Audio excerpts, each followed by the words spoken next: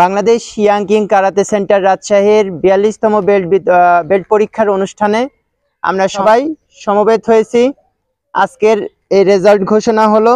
এখানে white belt থেকে black belt পর্যন্ত আমরা সবাই পরীক্ষা দিলাম।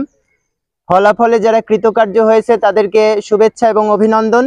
যারা অকৃতকার্য হয়েছে তাদেরকে আগামীর প্রস্তুতির জন্য সমবেদনা জানানো হচ্ছে। তারা আগামীতে প্রস্তুতি নেন পরীক্ষার জন্য।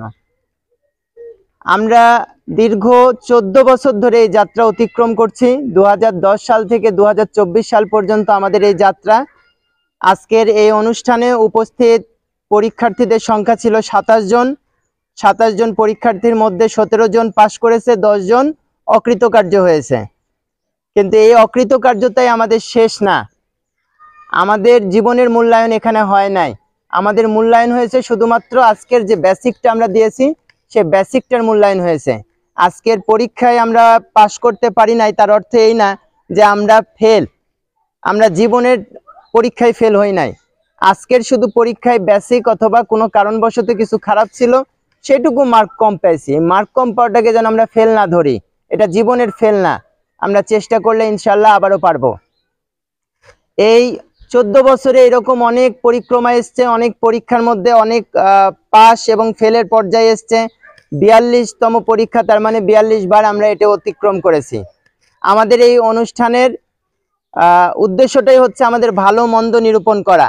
তা আমরা তিলে তিলে করে আমাদের এই পর্যায়ে একটা ছাঁকাই এবং বাছাইয়ের মাধ্যম দিয়ে আমরা বেস্ট এবং ভালো কিছু স্টুডেন্ট বাছাই করে নিই, যারা আমাদের প্রতিযোগিতাগুলোতে অংশগ্রহণ করে এবং আমাদের বাংলাদেশ ইয়াং কিংকে একটা সুনামধন্য প্রতিষ্ঠানে পরিণত করে, যেটা দীর্ঘ বছর থেকে, এই 14 বছর থেকে শ্রেষ্ঠত্বর প্রমাণ দিয়ে আসছে আমাদের এই প্রতিষ্ঠানটা। এই প্রতিষ্ঠানটা স্বচ্ছতার কারণেই কিন্তু আজকে আমরা এই সফলতায় পৌঁছাইছি। আজকে যদি আমরা কোথাও নরম থাকতাম, তাহলে সেক্ষেত্রে দয়াসুলভ আচরণ করতাম, তাহলে হয়তোবা আমাদের পক্ষে সম্ভব হতো না। এজন্যই হয়তোবা একটু কড়াকড়ি করে আমাদের এই পরীক্ষাটা নেওয়া হয় এবং আমাদের বাছাইটাও খুব কড়াকড়িভাবে নিয়ে আমরা প্রতিযোগিতায়।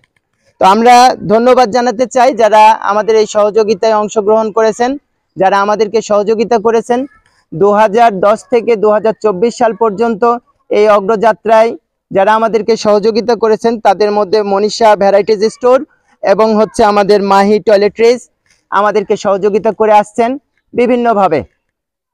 আমাদের খেলাধুলায় স্পন্সর করে, আমাদের প্রতিষ্ঠান পরিচালনায় সহযোগিতা করে, আমাদের বাইরে নিয়ে যাওয়ার ক্ষেত্রে প্রশিক্ষণার্থীদের উচ্চতর ট্রেনিংয়ের জন্য এবং তাদের খেলাধুলার পিছনে যে খরচগুলো হয়ে থাকে তাদের এরকমভাবে সহযোগিতা করার জন্য।